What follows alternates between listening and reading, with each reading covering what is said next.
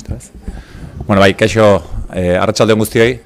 Eta, bueno, eskerrik asko bertara etortzeagatik, guantxe Juanarekin komentatzen genuen, ez? Ba, olako aretoa beteta ikuste ostira arratsalde batean, ba, ilusio berezia egiten duela, berak esaten zigun, ez? Ba, berari ere indarra ematen diola olako aurkezpen bat egiteko.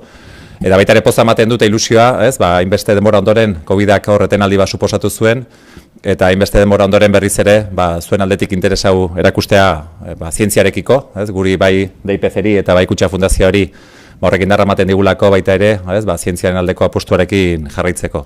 Egia esan aurpegi batzuk ezagunak egiten zaizkit aurreko ediziotan ikusitakoa, baina baita ere aurpegi berri batzuk ere ikusten ditut, eta horrek esan adierazi nahi du ba, interesa sortu duela, ez?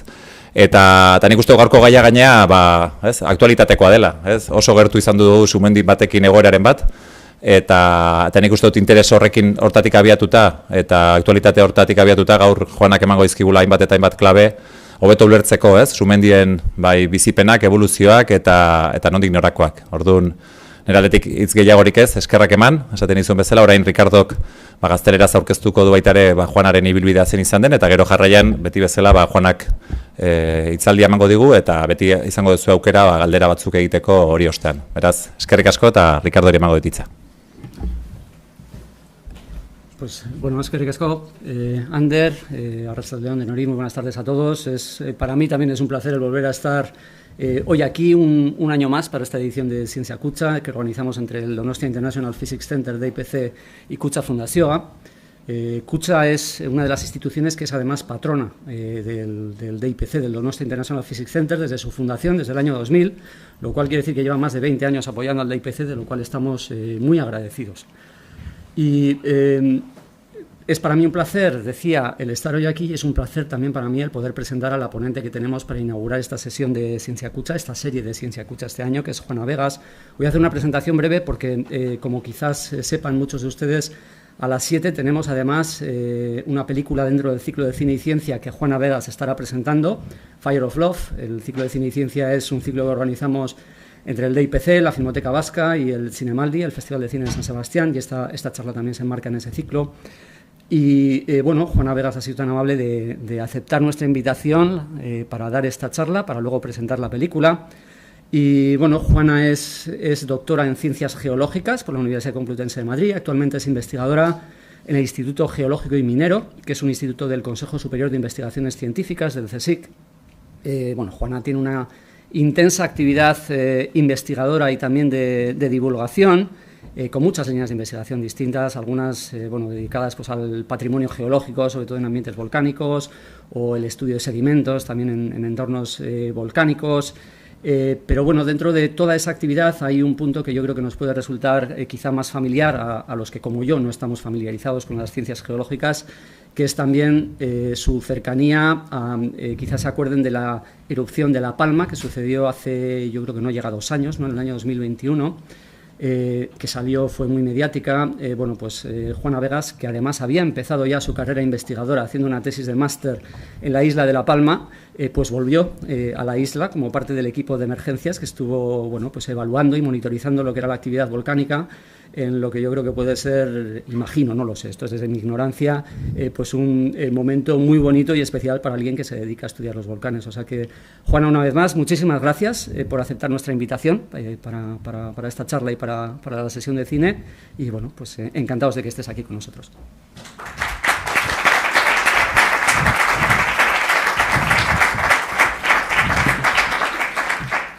Buenas tardes a todos. Lo primero, antes de empezar, quiero dar las gracias, por supuesto, como no podía ser de otra manera, al Physics Center, a Ricardo, a la Fundación Kutxa. Quiero hacer una mención especial a mi compañero especial, Asier Hilario, director del Geoparque de la Costa Vasca, que siempre es el que me tiene ese nexo de unión aquí con el País Vasco. Y iba a decirles unas palabras en euskera, pero me van a disculpar mi ignorancia. Practiqué y me quedaba tan mal que he decidido ni siquiera intentarlo para no ofender a nadie, así que me van a disculpar y voy a hablar así de esta manera. Bueno, hoy quería hacerles un viaje especial. La conferencia que hoy he preparado es especialmente preparada para ustedes. Desde la erupción de La Palma había dado muchas charlas, que a mí me encanta contar la geología y la vida del planeta por muchos sitios, pero quería hacerles un viaje especial, sobre todo para los que os quedéis luego a ver la película, y como los Kraft nos van a hacer un viaje en el tiempo y un viaje en los volcanes muy especial, yo quería destacar 5 de ellos que cambian la vida. Por eso elegí el título. Cambian la vida y han cambiado la vida a muchas personas de muchas maneras, y quería ofreceros esa visión más divulgativa para que veáis también los volcanes con otros ojos y no solo venir aquí a contaros cosas de ciencia pura. Nadie se puede perder la película, eso sí, desde luego. Y bueno, un poco por ponernos en antecedentes, a mí siempre me gusta introducir a las personas que no están habituadas con la geología, que pese a que todos pensemos que es una disciplina que se enseña en el cole, todos recordarán con tortura aprenderse los minerales, todas las formas cristalográficas que eran un verdadero terror. Bueno, pues nada más lejos de la realidad, y venimos a enseñar lo más amable. Y lo mejor de las ciencias geológicas en el siglo XXI es lo que podemos ofrecer a la sociedad. Les he traído hoy lo más relevante. Una cosa que mucha gente no se da cuenta, pero a mí me gusta muchísimo en las ciudades hacer referencia, y es cómo se degrada la piedra en los entornos urbanos. Hay muchísimos profesionales de la geología dedicados a estudiar ese problema. La hidrogeología, que va a ser el oro líquido de nuestro planeta, en ese escenario, como ven, de cambio global y cambio climático. Un país como el nuestro, que está en esa línea totalmente activa, y estamos ahí teniendo bastantes problemas. Uno de ellos va a ser cómo resolver y cómo gestionar no solo las aguas superficiales, sino las aguas subterráneas. Por supuesto, recursos minerales, los energéticos, minerales críticos, el impacto ambiental de la minería. Todos llevamos un móvil, cuántos minerales de no sé cuántos países lleva encima, Internet, es decir, ya somos una sociedad. Siempre decimos que el mundo de piedra quedó atrás, y a mí me gusta seguir diciendo que seguimos siendo y viviendo en la era de piedra. Por supuesto, el patrimonio geológico, el geoturismo, la geoconservación, ningún sitio tan especial como el País Vasco para venir a hablar de estos 3 términos, con el Geoparque de la Costa Vasca. El antropoceno, algo también tan oído, ya muchos telediarios nos introducen este término, cómo los seres humanos hemos sido capaces de cambiar el planeta, el clima, modelar el relieve. Somos los principales agentes modeladores del relieve, por encima de los ríos y de los océanos. Y, por supuesto, lo que nos engancha un poquito hoy con estas historias de volcanes que les voy a contar, como son los riesgos geológicos y los desastres naturales. En este caso, los geólogos, los profesionales de las ciencias de la Tierra, tenemos mucho que decir, y también en este viaje a través de los volcanes que vamos a hacer, de esos 5 volcanes, veremos la importancia, sobre todo, de la prevención en el riesgo. Bueno, un poco por empezar y también por relajarnos, yo siempre digo que cuando hablamos de volcanes vamos de 2 extremos. Desde, esto sigue siendo siglo XXI, las ofrendas a los volcanes. Ahí tienen el volcán Bromo en Indonesia, como a día de hoy se le sigue haciendo ofrendas para que se pare el fenómeno geológico.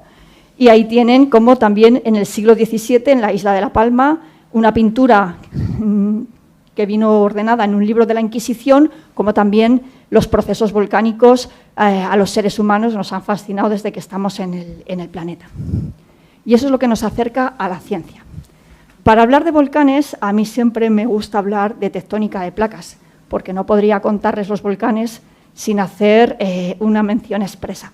No me voy a enrollar en exceso, pero sí que quiero que vean los diferentes ambientes para comprender los volcanes. Tenemos que darle las gracias a Alfred Wegener, aunque ha habido otros antecesores, como él fue el primer pionero que puso sobre la mesa con sus observaciones cómo los continentes y las placas combinaban unas con otras, y ponía ese primer pie en la teoría de la tectónica de placas. Y siempre me gusta destacar, sobre todo, fijaros, fue una gran revolución, todos habréis oído hablar, toda la comunidad científica, especialmente la americana, se puso en contra de Alfred Wegener por esta teoría, pero es cierto que evidencia, como decimos en geología, paso a paso, mapa a mapa, dato a dato, nos ha conseguido a los científicos establecer esta teoría, que es la que rige ahora nuestro planeta. Y quiero destacar los trabajos, sobre todo de Hess y de Marie Tharp, que fue la que hizo la cartografía de los fondos oceánicos, y de una vez por todas y de forma clara puso de manifiesto dónde está el motor de la tectónica de placas en el fondo de los océanos, a través de todas las dorsales oceánicas, que son una de las grandes fuentes de vulcanismo en el fondo oceánico. con esta introducción, ahora, esto es más amigable, ¿verdad? Haciendo un corte simplificado de cómo es la superficie de nuestro planeta, estos son los ambientes en los que podemos encontrar volcanes. Facilísimo, corteza oceánica, corteza continental, el fondo del océano con esas dorsales oceánicas donde son las generadores de magma que hacen que se pongan en marcha la corteza oceánica. Cuando llega al borde de la corteza continental, que es mucho más densa y mucho más espesa, lo que hace es que se produce la subducción de las placas. En esta zona de subducción es donde se producen tanto un vulcanismo dentro de la placa, que sería el equivalente a todos los volcanes del Rif africano, como en el mismo borde, que serían todos los volcanes del cinturón de fuego del Pacífico. Pero también hay casos, que es con lo que acabaremos al final de la conferencia, en que hay zonas en el planeta donde se producen unas anomalías que se han venido denominando punto caliente, donde también tenemos volcanes en medio de la corteza oceánica. Y este es el viaje un poco que vamos a hacer a través de 5 volcanes. Para entender los volcanes hay que saber 2 cosas fundamentales. El primero fue gracias a los trabajos ya en el año 82. Como sabéis, los científicos nos vuelve locos y nos hace estar ahí pendientes de clasificar todos los procesos del planeta. Bueno, pues idearon un índice que mide la explosividad volcánica, de tal manera que nos permite muy bien clasificar los volcanes en 8 índices en función de su explosividad, por decirlo en palabras sencillas. De tal manera que si las columnas eruptivas no llegan a los 2 kilómetros y sobre todo se producen lavas fluidas, estamos en los índices más bajitos, ahí los tienen en la tabla, un 0, un 1, y son volcanes que dan erupciones hawaianas. A medida que vamos subiendo en la explosividad y que la columna eruptiva llega a alcanzar en algunos casos más de 55 kilómetros en altura en la atmósfera, serían ya las fases tipo 8, que serían los casos de las erupciones ultrapiñanas. Es una escala abierta, es decir, no lo hemos visto en periodo humano, mientras que estamos los humanos, pero si hubiera algún volcán que superara en volumen y en explosividad, el índice podría seguir creciendo. Y otra cosa para clasificar los volcanes es que sean monogenéticos o poligenéticos, es decir, muy sencillo. Monogenéticos son volcanes que solo hacen erupción una vez en su vida. Hacen erupción y nunca más en ese mismo sitio vuelven a salir. Mientras que los poligenéticos son los grandes volcanes que pueden estar millones de años activos y que alcanzan grandes dimensiones, tienen cámaras magmáticas profundas y sí tienen erupciones continuadas. Esas serían las 2 diferencias más sencillas para que todo el mundo entienda cómo funcionan y cuál es el ciclo vital de los volcanes. Y vamos a comenzar nuestro viaje. Solo he puesto erupciones que las personas y las civilizaciones han vivido. Por supuesto, hay erupciones en el pasado mucho más grandes que las que ahora voy a contar y en otros ambientes en los que el planeta era radicalmente distinto, pero me he quedado con ese nexo con las personas. La primera que quiero contarles, y es la que todos, si alguien hace memoria profunda y le dicen, acuérdate de una erupción volcánica, a todos nos va a saltar por las miles de películas, por todo, la erupción de Pompeya. Bueno, ahí tienen la costa oeste de Italia, ahí tienen el Vesubio, y les he destacado los 2 yacimientos arqueológicos que se vieron implicados, es decir, las 2 poblaciones que se vieron directamente implicadas en el año 79 después de Cristo. La más famosa es Pompeya, pero Herculano también recomiendo que si alguien va a Italia, que no deje de visitar también el yacimiento arqueológico. Ahí se ha recalculado su edad. La verdad que este sitio es una joya desde la arqueología, la historia, las ciencias geológicas, porque los últimos descubrimientos apuntan a que la erupción se produjo el 17 de octubre y no el 25 de agosto, como anteriormente se habían calculado por otras pruebas. O sea que el propio yacimiento arqueológico nos sigue dando muchas evidencias del proceso geológico. Ahí tienen una recreación, la verdad que lo bueno de tener hoy Internet, si en su casa tienen ganas un rato, ponen en YouTube y hay vídeos maravillosos que nos muestran cómo esta erupción en cuestión de horas, fue capaz de cambiar dramáticamente las vidas de estas personas. En un tiempo, recuerdo, Imperio Romano, que no había ni móviles, ni internet, ni comunicaciones, ni se comprendían los fenómenos volcánicos como los entendemos ahora. La explicación geológica, por eso gasté esos minutos al principio, ahí tienen los límites de la tectónica de placas justo en la zona de Italia. Ahí tienen la placa adriática, ¿ven esta línea negra? A lo mejor los de atrás les cuesta más trabajo, esta es la península de Italia. Ahí ven, ahí estaría el volcán, de tal manera que están exactamente este vulcanismo ligado a una zona de subducción en el límite de la placa adriática. En cifras, ¿qué supuso este volcán? Pues que es una erupción de tipo pliniano, con más de 2.000 víctimas mortales contadas cuerpo a cuerpo, es lo que nos enseñó esta erupción. Fue la primera erupción en que se pudieron, en la que no han quedado crónicas exactas, pero por todos los cadáveres y los restos de personas que están en el yacimiento arqueológico, se han podido llegar a estimar 1.150 exactamente de momento en la zona de Pompeya y 350 en Herculano. Este volcán, como les decía, además es poligenético y fíjense que en 1631 tuvo otra erupción, esta no es tan famosa, no da lugar a yacimientos arqueológicos, pero el cálculo que hay, aquí sí que ya hay documentos escritos, se calculan unas 3.000 víctimas mortales, casi una cifra superior a la que fue la erupción de Pompeya.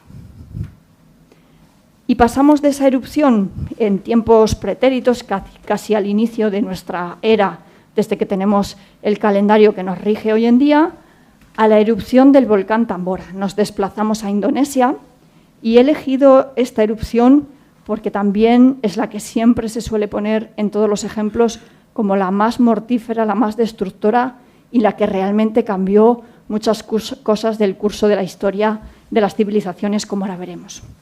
Ahí ven el archipiélago de Indonesia y en la flechita roja justo donde está el volcán del Tambora.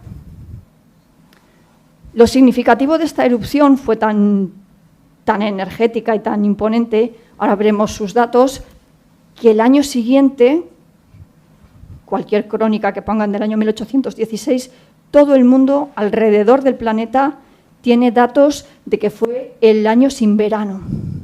Ese verano, las medias calculadas en Inglaterra, que tenían datos más contados y que las crónicas están mejor recogidos, no pasaron de una media de 12 grados en verano, algo extraordinariamente inusual, más toda la capa de cenizas que hizo que la radiación solar fuera muy baja y fue un año realmente excepcional.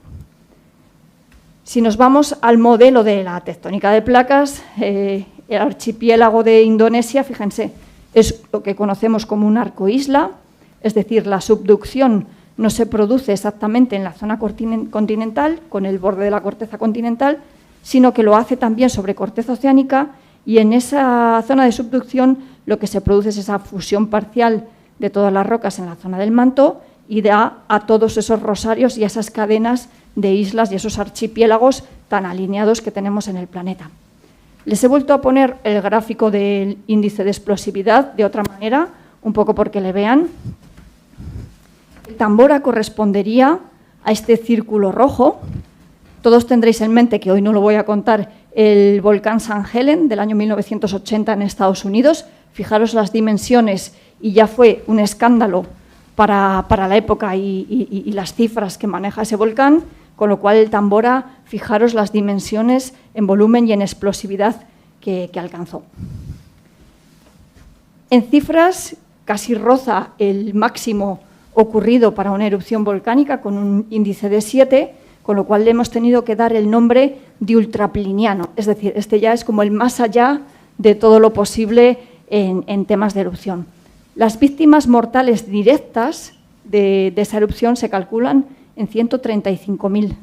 La isla casi desapareció por completo, el paisaje desaparecieron comunidades enteras y una cuestión muy importante de este volcán y de esta erupción fueron las pérdidas materiales y los daños para la época, para el siglo XIX, cómo se perdieron todas las cosechas también ese año y al siguiente. ¿Eso que trajo consigo? Toda la hambruna y todas las enfermedades, con lo cual hay que sumarle otras casi 120.000 personas directamente fallecidas en el año siguiente, en los 2 años siguientes a la erupción. Con lo cual, fíjense, luego, como siempre decimos, los daños colaterales que pueden tener estos volcanes hoy en día. Como curiosidad, y también para el que le guste el cine, ya que estamos en el Festival de Cine, me hizo mucha gracia una vez encontrar una noticia que relacionaban Frankenstein y la película de Frankenstein con la erupción del Tambora.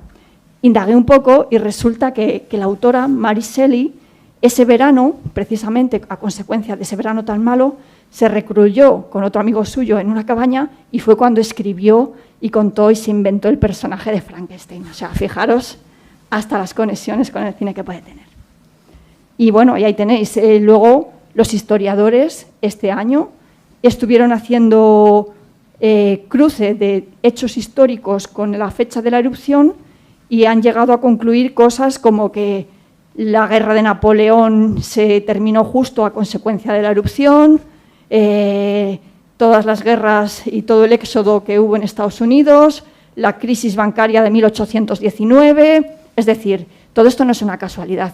Muchas veces, como nos pasa hoy en día, muchas de las crisis y las guerras que tenemos, cuando uno escarba un poco, el planeta, vivimos en un planeta activo y está detrás de todo ello.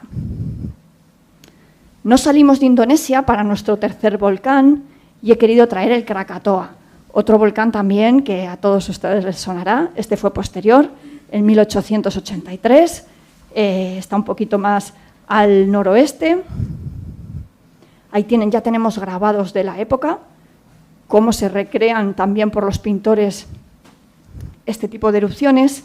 Y lo singular de esta erupción fue el tsunami que desencadenó. El Krakatoa también desapareció casi la isla al completo que albergaba el volcán y eso generó un tsunami, igual que hemos tenido el tsunami por un terremoto en zonas oceánicas hace pocos años, pues este fue a causa del volcán. En estas líneas, no sé si la ven, esta es la altura de la ola calculada, estos son todos modelos matemáticos hechos a posteriori, claro, con los datos que hay de los archivos históricos, y quiero que vean ese mapa simplificado donde la zona de subducción perfectamente reproduce la línea y lo que les decía, ese arco isla con todos los volcanes del archipiélago. Ahí tienen unas publicaciones que se hicieron poco después, como esta es la isla Krakatoa, donde estaba el volcán, y justo en ese año, fijaros, el gran hueco, esto ya era todo océano, y solo quedaba la isla de Anak. Anak Krakatoa fue otra erupción que también ha habido en tiempos recientes. Así que en cifras también, esta erupción también es vulcaniana, de tipo subpliniana. El tsunami llegó a alcanzar 22 metros en las costas de todo el archipiélago indonesio y 36.400 personas perdieron la vida.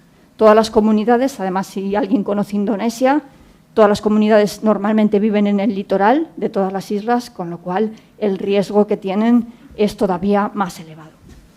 En 1928 y en 1930 la actividad volvió a generar otro volcán y apareció, y la tienen, la isla de Anak Krakatoa. Llegamos a nuestro cuarto volcán.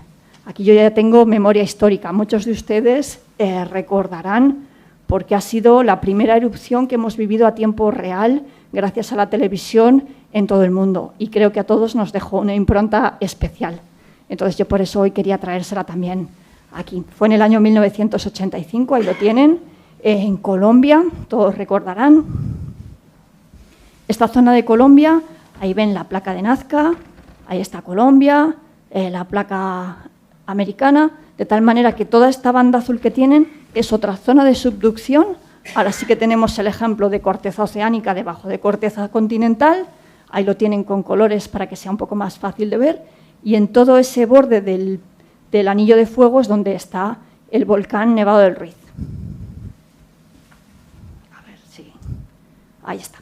He traído también un esquema muy simplificado para que vean de una manera muy sencilla la diferencia de estos volcanes.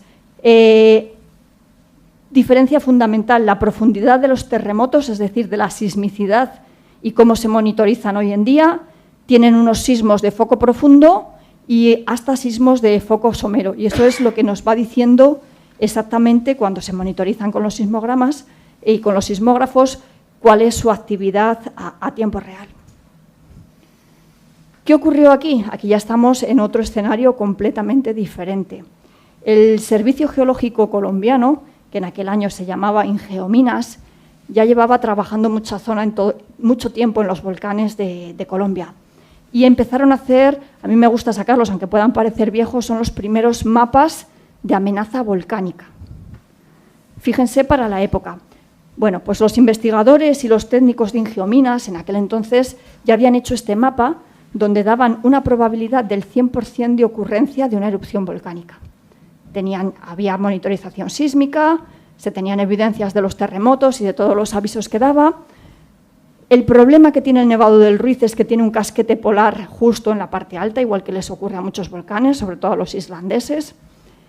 Y el principal riesgo que suponía es que la erupción fundía inmediatamente el casquete glaciar, de tal manera que lo que se producen son un fenómeno especial de estos volcanes que se llaman lahares. Un lahar no es ni más ni menos que una colada de barro densa que baja a una velocidad enorme, que llevaba trozos de hielo incluso dentro de toda la ceniza volcánica, y eso es lo que es más mortífero, porque arrasa todo lo que encuentra a su paso. Todas estas líneas azules son las poblaciones que estaban situadas en todos los cauces de ríos por donde ellos preveían que se iban a encauzar los lahares, de tal manera que avisaron al gobierno: mire, esto ya es muy serio, tenemos datos científicos más que evidentes para que evacúen a la población y, por favor, esperamos que hagan caso de nuestras investigaciones. También hay que ponerlo todo en su contexto. Ahora no es muy fácil hacer en el año 2023 juicios a personas y a situaciones. En el año 1985 la cuestión fue que las autoridades decidieron no evacuar y encima dijeron a las personas que se quedaran en su casa, dentro de su casa, donde es más difícil de escapar si viene un lahar. Y así fue. Todos recordarán, ¿verdad? Yo tengo esa imagen y es de las cosas que siempre después que he estudiado ciencias geológicas he tenido la imagen de Omaira en mi cerebro, cómo con su serenidad, cómo contaba al mundo lo que le había ocurrido y la impotencia a todo el mundo de no poder salvar, igual que a ella, las miles de personas que fallecieron. Y bueno, y esto es como quedó Armero, que era la población donde ella veía. Muy diferente a el paisaje que deja una erupción volcánica de las que anteriormente hemos visto, donde la colada o los flujos piroclásticos arrasan las poblaciones. Digamos que es otro extremo y otro caso derivado. Tuve la suerte de ir a Colombia en el año 2016, tuve la suerte de ir a Armero con los compañeros del Servicio Geológico y tuve la suerte de ver el memorial que han hecho a Omaira y cómo han dejado esta zona para la visita, para el turismo y para que todos aprendamos. Cuando vayamos allí, no olvidar nunca lo importante que es prevenir en el caso de los riesgos. Y bueno, este es el tipo de paneles y de adecuaciones. Esta es la cúpula de la iglesia, que está, por supuesto, fuera de su sitio original. Han recuperado cada casa donde se pone quién vivía, si había una farmacia, si había una tienda. El Papa Juan Pablo II llegó y directamente lo declaró cementerio, porque era imposible desenterrar a todas las personas que allí habían quedado, y la verdad que es un sitio muy especial para aprender muchas cosas. En cifras, tras 69 años de inactividad, eso es lo que he querido traer también en cifra de este volcán, cómo estos volcanes pueden estar muchos, muchos años y la memoria humana es muy débil y olvida muy fácil, es sin estar en actividad, pero eso no significa que estén apagados. Fundió tan solo el 10% del casquete glaciar que tenía por encima, con lo cual, fíjense los daños, a pesar de no haber sido una erupción como puede haber otras más grandes. Pero fue el primer paso para que las autoridades tuvieran en cuenta lo importante que era prevenir en el riesgo volcánico, y aquel año el Gobierno de Colombia, después de tal catástrofe que supuso, crearon la Dirección de Prevención y Atención de Desastres. Y el Gobierno americano hizo lo mismo, creó una división especial para el seguimiento de sus volcanes. Por eso yo creo que el Nevado del Ruiz nos enseñó muchas cosas, pero a los gobiernos más que ningún otro volcán. Por eso hoy le quería traer como cifras también para todo el que quiera conocer, más de 25.000 víctimas mortales reconocidas, porque hubo muchos desaparecidos que no se sabe qué ha pasado con ellos. Y ahí tienen cómo es ahora mismo Armero. Y llegamos al siglo XXI.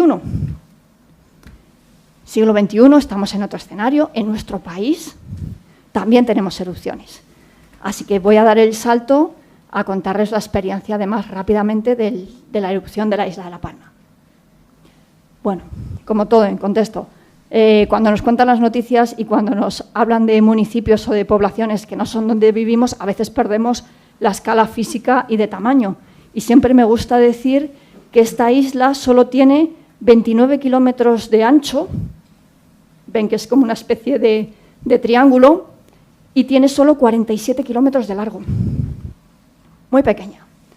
Pero la gran diferencia es que alcanza 2.426 metros en el Roque de los Muchachos, justo este punto de aquí en el borde de la caldera de Taburiente, de tal manera que si ven un diagrama topográfico muy burdo, pero es como una especie de gran pico en medio del mar con un agujero en el centro. Bueno, pues este es el entorno en el que tenemos nuestra isla más activa desde el punto de vista volcánico. Ahí tienen una imagen en la parte superior.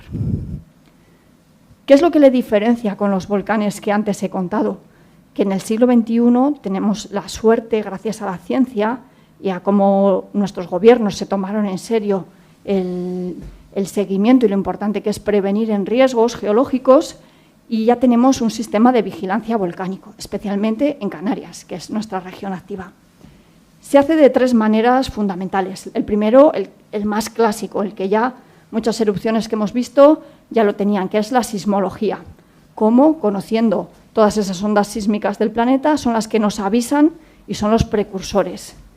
Gracias a los satélites, que es la gran revolución también, podemos medir casi a nivel de milímetro las deformaciones que tiene la corteza terrestre en altitud, en el eje Z, con lo cual, esto ya, pues como cuando una cámara magmática asciende y antes del proceso volcánico, lo normal es que el terreno también se deforme. Y el último son los métodos geoquímicos, quizás son los que menos conocemos, pero son muy efectivos y muy eficaces. Y es tanto analizando la composición de los gases, que tienen procedencia directa de las cámaras magmáticas, como la composición de las aguas subterráneas, también nos avisan de la reactivación volcánica. Bueno, pues todo eso es lo que está en actividad. Les he traído esta imagen, que pueden consultar todo el mundo en Internet. El IGN, el Instituto Geográfico Nacional, tiene una aplicación maravillosa en móviles que la pueden llevar instaladas. Hay mucha gente que le encanta y te avisa si hay terremotos en España y en otras partes del mundo. Tú le pones una alerta, si pasa de magnitud 4, que me avise y dónde está. Bueno, pues esta es una imagen de la red sísmica en Canarias. Fíjense los puntitos de colores, ¿ven? Pues esa es la distribución. Quiero que se fijen que sobre todo hay mayor densidad en El Hierro, en La Palma y en Tenerife, porque son las islas que tienen vulcanismo activo. Y ahí tienen el sismograma, justo el trozo de antes de empezar la erupción. Este es el momento previo al 19 de septiembre. Esta banda de aquí justo es la semana previa, donde todo el mundo diríais el enjambre de terremotos, que mucha gente le hace mucha gracia el nombre, como si fuera un enjambre de abejas. No, pues es ni más ni menos que cuando se tienen muchos terremotos muy seguidos y que pasan de una magnitud superior a 2, es cuando ya, digamos, son los precursores y es la señal. Y llega un momento, otra palabra que también se habrán hartado de escucharla, el tremor volcánico. Eso que suena ahí como nombre de banda de rock, pues no es ni más ni menos que cuando el dique del volcán ya se ha abierto y la cámara lo que hace ya es alimentar magma hasta la superficie, la Tierra vibra en una banda de frecuencias continua, se vuelve loca la señal y lo que genera es un ruido que es la señal evidente de que el volcán ha hecho erupción.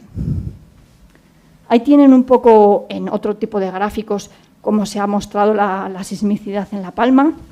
Ahí tienen los inclinómetros que están puestos sobre la isla, que son los que nos dan los niveles de deformación en el eje vertical.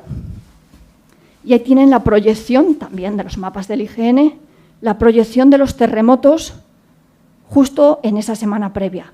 Los que eran más profundos, esta escala no la verán, pero no es ni más ni menos que profundidad, de 0 hasta 40 kilómetros, cómo estos terremotos cada vez iban siendo más someros y menos profundos en la corteza. Y lo que les decía, la caldera de Taburiente tiene un sistema de aguas subterráneas que está monitorizado por el Centro Involcán, de tal manera que cuando se analizan, y ellos que analizan sistemáticamente estas aguas, hay un marcador isotópico, que es el helio 3, que solo tiene y solo aparece debido a las erupciones volcánicas, es decir, es de origen mantélico. Con lo cual, cuando se analizan y empieza a aparecer isótopo de helio 3, ya hay que poner también el nivel de alerta. Y, por supuesto, estudiar el registro geológico de estas islas. Para eso también los geólogos tenemos herramientas para reconstruir cómo han sido estas erupciones en el pasado.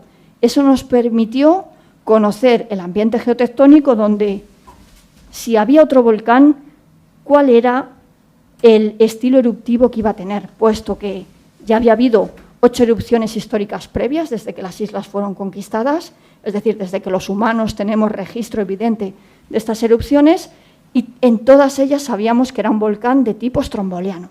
Con lo cual, todas esas primeras ocurrencias, ¿va a desaparecer la isla? ¿Va a reventar? No, calma.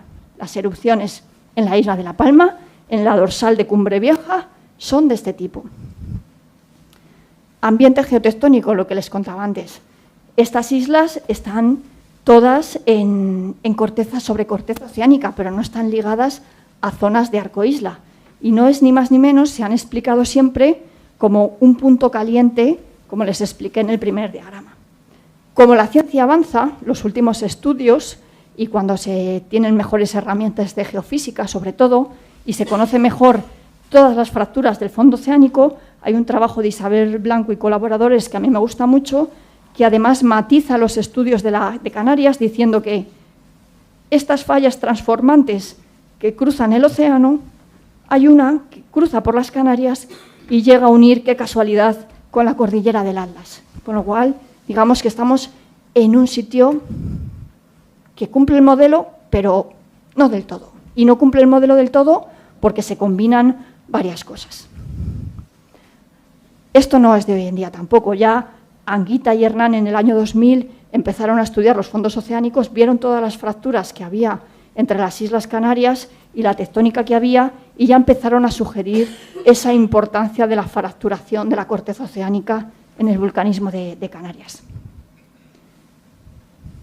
Como estamos en el siglo XXI, ya tenemos regulaciones y decretos que nos dicen a los científicos y a las fuerzas y cuerpos de seguridad del Estado cómo trabajar y cómo actuar cuando hay una emergencia volcánica. Desde el año 2010, el Gobierno de Canarias, ese famoso Pevolca, a mí me hacía mucha gracia cuando estábamos en el campo y los periodistas te preguntaban, ¿y Pevolca qué ha dicho hoy? Porque yo creo que en el fondo muchos se pensaban que era una persona.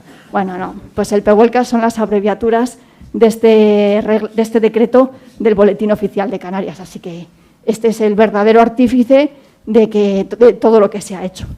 En este decreto, igual que en todas las emergencias, se decreta un semáforo. Es lo más fácil para la población, para los gobernantes, para cualquier interviniente, de tal manera que, en función de las evidencias científicas, de que esté más cerca o más lejana la erupción, se va subiendo. Y subir en el semáforo significa una serie de actuaciones. Y ahí tienen cómo nos organizábamos. Había un comité científico formado por instituciones de investigación públicas, pues desde el Instituto Geográfico Nacional, el Instituto Geológico y Minero de España, que dependemos del CSIC, también el Oceanográfico, porque se preveía que las coladas, como lo hicieron, llegaron al mar, Involcán, que es una empresa pública del Cabildo de Tenerife, la Universidad de La Laguna y la Universidad de Las Palmas. Esas son las instituciones que se reunían día a día y hora a hora, estaban 24 horas permanentes, analizando los datos. Con su información se transmitía al comité director, que por el grado de la emergencia estaba derivado en el Gobierno de Canarias. En ese comité director estaba el Cabildo de La Palma, los 3 ayuntamientos implicados en la erupción y luego todas las fuerzas y cuerpos de seguridad del Estado. Es decir, no hay margen a la improvisación.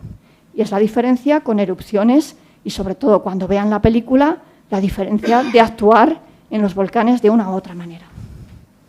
Ahí ven la proyección de todos los terremotos y las fracturas que estaban estudiadas en la isla de La Palma, daban un escenario posible Y ese es el día que yo les contaba antes a mis compañeros, cuando yo estaba en mi casa en Segovia y me llamó mi compañera Inés Galindo, que es la que está de espaldas, y Juan Carlos García, y me dijeron, ponte al teléfono que te vamos a mandar un vídeo. Pues exactamente es el momento, 14:10 en Canarias, en el que hizo erupción el nuevo volcán. Como se cerró el espacio aéreo, yo tuve que desplazarme con otros 4 compañeros del IGME el 23 de septiembre y tuvimos que entrar en la isla en un avión militar desde la base de Gando de Gran Canaria. Yo jamás en mi vida me hubiera imaginado en otras circunstancias y la verdad que fue algo fuera de todo lo que teníamos planeado. Quiero enseñarles este gráfico porque también fue un momento muy comentado. La fuente son la proyección de los terremotos que había medido el IGN con una base topográfica de la isla de La Palma. Ahí la ven en la parte superior y verán que hay como 2 nubes de puntos. Bueno, pues estos son los terremotos a 40 kilómetros y estos son los terremotos que ocurrían entre 15 y 25 kilómetros. De tal manera que este sistema que generó este volcán es un gran dique que está conectado a 2 cámaras magmáticas. 2 cámaras magmáticas a diferente profundidad. La más profunda es la que directamente está en la zona del Mojo, donde está toda la parte del manto superior, donde se generan fundidos basálticos y es la que iba alimentando esa cámara un poco más superficial y hasta que le hacía erupción fuera. La gran revolución, tanto en España como en otras erupciones que ha habido, ha sido el uso de los drones. Los drones nos han permitido quitar un enorme riesgo a los intervinientes y sobre todo ver cosas que no se podían ver. Nuestros drones, además, ahí ven la manera, llegaban nuestros compañeros de los drones, eran los de la mesa, siempre sacaban el chiringuito, ahí ponían y era donde hacían los vuelos y los seguimientos. Trabajábamos mano a mano con el equipo de drones del Gobierno de Canarias, como todo, se trabaja compartiendo espacios y ahí ven a la Policía Nacional, que es al principio solo teníamos drones nosotros, pero rápidamente fueron llegando más drones. Y Carlos, que es uno de nuestros, Carlos Lorenzo, de nuestros pilotos más avezados, todo el mundo venía a preguntarle, oye, Carlos, ¿y si le vuelo y tal? La verdad que en estos sitios también da mucho margen a aprender. Lo bueno del sistema de drones que teníamos es que gracias al Gobierno de Canarias teníamos drones con cámara térmica. Eso nos permitía ver también la erupción por la noche. Y ahí ven, estas imágenes jamás las pensaríamos ni jamás hubiéramos podido trabajar sin luz en estas circunstancias. Y bueno, tener imágenes para comunicar. Si alguien quiere comunicar cómo es un volcán que, además de estromboliano, directamente está condicionado por una fractura que abre directamente la corteza y hace que el magma salga a lo largo de una verdadera línea, creo que esta es la mejor imagen. A mí es de las que más me gusta, cómo hubo hasta 15 bocas efusivas, 15 puntos de emisión, cada uno diferente y todos perfectamente alineados. No es casualidad, sino que el planeta pues, a veces nos sorprende con cosas como esta. Así trabajábamos los primeros días. Este es el puesto de mando avanzado. Nos tuvieron que prestar Senderos de La Palma y un toldito. Cuando las cenizas empezaron a aparecer y eso se hizo un poco insostenible, tuvimos que cambiar de sitio. Gracias al chef José Andrés, que hizo toda la labor de voluntariado para dar de comer a damnificados, a los intervinientes, vinieras a la hora que vinieras de trabajar, al menos te daba algo calentito, con lo cual estábamos eternamente agradecidos. Y luego nos pusieron una tienda que era mejor, pero trabajar dentro era una locura, porque tenía un color rojo que la verdad que nos volvía bastante locos y era al final casi mejor estar en otros sitios, pero bueno, nos permitía estar al salvo de las cenizas y trabajar en otras condiciones.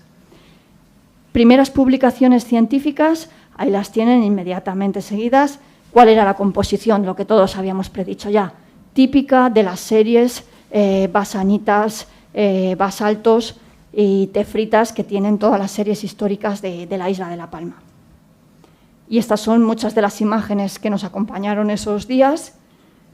Hay un fenómeno que a mí me gusta mucho contar para que vean que los geólogos no solo nos fijamos en las piedras, y me la enseñó Manuel Nogales, otro compañero del CSIC, y es el fenómeno de la clorosis. Cuando un volcán y se ve la incidencia directa de la nube piroclástica y de la columna piroclástica, cuando incide sobre la vegetación, claro, además del golpeo que tiene por todos los piroclastos que son muy abrasivos, los gases también inciden en toda la vegetación.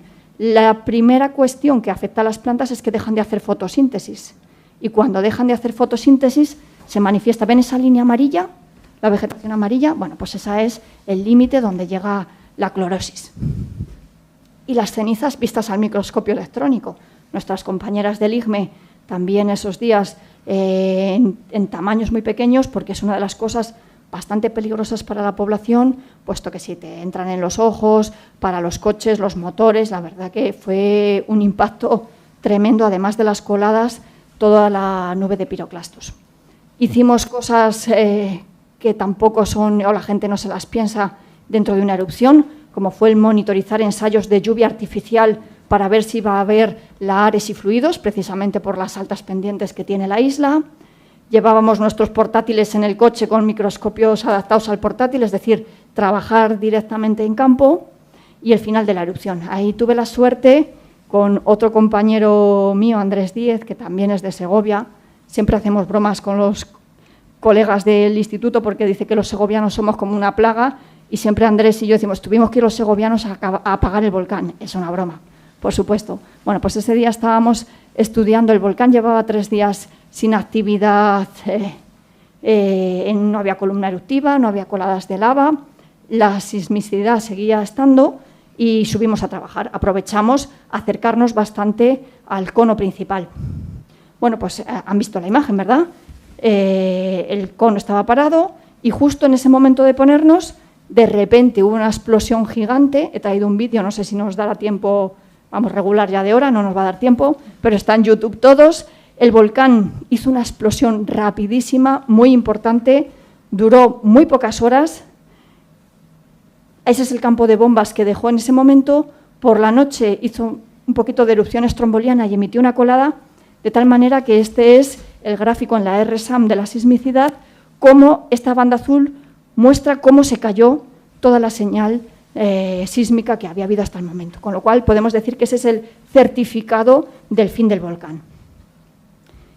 Momento para poder acercarnos al cráter como nunca lo habíamos podido hacer. Ya estábamos convencidos de que el volcán callaba para siempre y pudimos hacer un tipo de reconocimiento que hasta ese día no habíamos podido hacer. En cifras, por terminar, y con esto termino, después de 85 días, 1.200 hectáreas afectadas, de las cuales 2.988 fueron edificaciones y, sobre todo, quiero destacar las 2.329 personas directamente afectadas.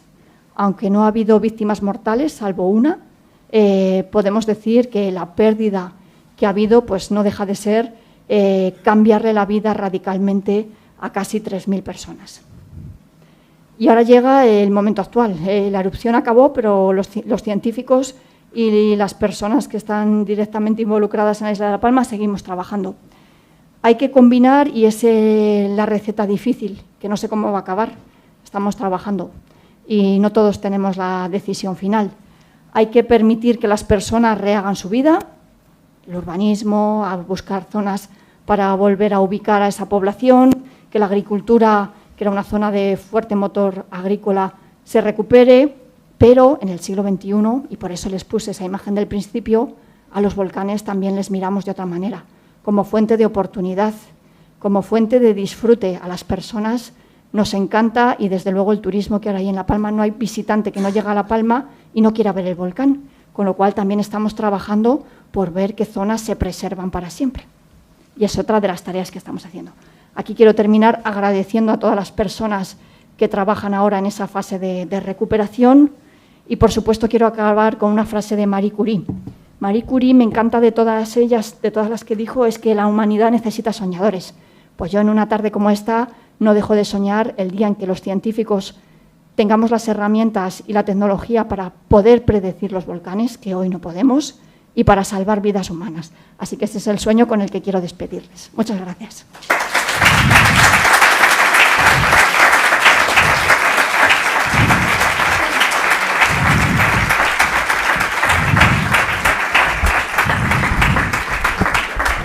Bueno, Juana, eskerrik asko benetan, egia esan nik bi ondori atera ditut, alde batetik Sumendi egin duen ibilbide hortan zientziak izan duen garapenaren islada izan da nik uste, eta zientziak garapena duen einean nola aukera ematen digun baita ere hobeto ulertzeko. Eta bigarrena, hain errez eta hain ulerkor egin duenez bere hitzaldi zoragarri hori, interesa sortu dineri eta kuriositatea, ez sakontze jarraitzeko, zenbait galdera ere gelitu zaizkidalako, eta nik uste aukera ematen digula, adierazi dituen bai helbideetan eta hainbat, artikulu eta paperetan azaltzen denean, horretan sakontzeko eta gure ezagutza eta tresnak indartzen joateko. Eta orain uste dut, ez, aukera izango dugula para hacer algunas preguntas. Creo que tendremos una ocasión de hacer una o dos preguntas, porque luego a las 7 empieza la otra sesión. No tienes que pedir disculpas, que ha sido... un poco más de lo que Entonces, yo no sé había si hay alguna pregunta rápida, tendrá que ser alguna pregunta y respuesta, un par de preguntas. Ahí. Hola, buenas tardes. Buenas tardes. ¿Qué determina la terminación de la erupción volcánica? ¿Que se agote la fuente de lava, la bolsa, o que se cierre la chimenea? Muy buena pregunta. Esa es la pregunta que nos hacían los periodistas todos los días. ¿Y el volcán cuándo se acaba? ¿Y el volcán cuándo se apaga? Bueno, pues a fecha de hoy, ahora yo le cuento una vez termina el proceso y los científicos cerramos datos y decimos cómo acabó. Pero si a mí usted esto me lo pregunta el 20 de octubre de 2021, el 1 de diciembre de 2021, no hubiera sabido darle la respuesta, porque a día de hoy no tenemos técnicas capaces que nos permitan saber cuándo la cámara magmática acaba de consumirse y acaba de tener la suficiente presión como para que siga llegando magma a la superficie. Entonces, ahora se lo puedo contar una vez acabado el proceso. Sabemos que efectivamente la sismicidad es el mayor reflejo. Una vez que terminan los terremotos que vuelven a bajar a magnitudes de 1 o 1.5 y que vuelven a estar muy profundos, sabemos que las cámaras magmáticas ya no están activas. En el momento en el que las cámaras magmáticas no están activas, el dique que alimenta, que no es ni más ni menos que una gran brecha en el suelo, se cierra, se va enfriando y ahora el volcán entra en la fase post-eruptiva. Ahora el volcán, si van a verle, lo que está haciendo es desgasificar. Toda esa temperatura que tenía en el interior, todos esos gases que todavía sigue emitiendo y que son capaces de ascender por el cráter y de ascender por otros puntos, hay muchísima traspase de gases por circulación difusa a través de las rocas y de los suelos, pues eso es lo que sigue habiendo. Entonces, pues eso, se lo podemos contar muy bien una vez que acaba, pero es verdad que durante la erupción ninguno de nosotros éramos capaces de saber qué día terminaba. Yo creo que igual tenemos que acabar aquí porque son casi -5, ya lo siento, nos pasaríamos una hora más contigo, Juana, pero tenemos ahora que bajar abajo. Yo les animo a los que vayan a la sesión de cine a que hagan también las preguntas allí. Y muchísimas gracias por venir y pasar la tarde en este rato tan agradable. Gracias a ustedes.